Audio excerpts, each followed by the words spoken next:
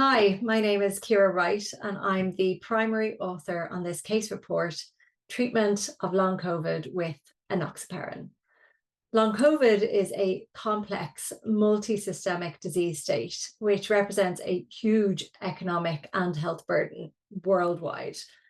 Hypercoagulation and the formation of fibrinaloid microclots have been proposed as an underlying pathology, which could underpin a wide variety of the symptoms via reduced blood flow to tissues and reduced cellular energy production.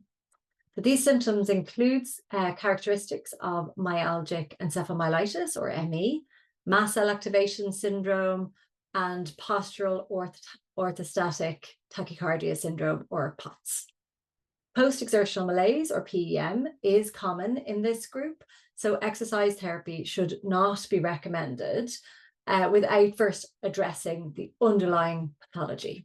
So in this case, the patient was female, age 43, and she had symptoms of long COVID for 21 months before the intervention.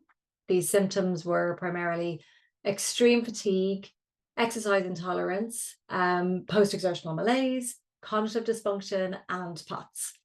She was unable to leave the house except for essential medical appointments.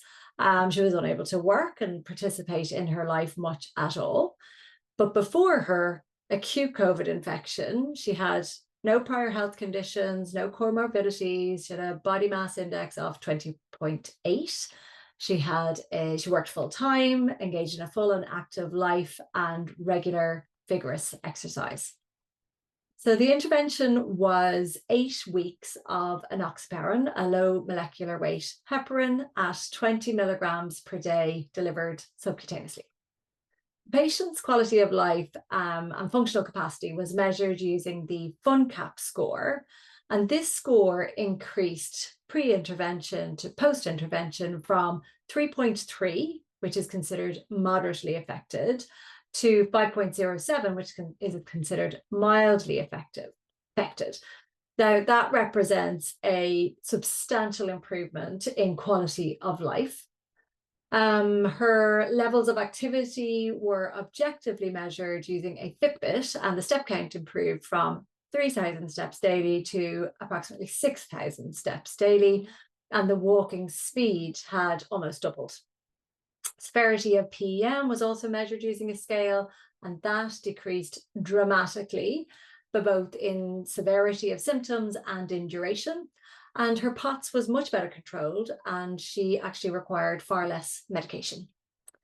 So notable subjective improvements were also reported by the patient in her ability to work, ability to concentrate, and generally engage in her life activities.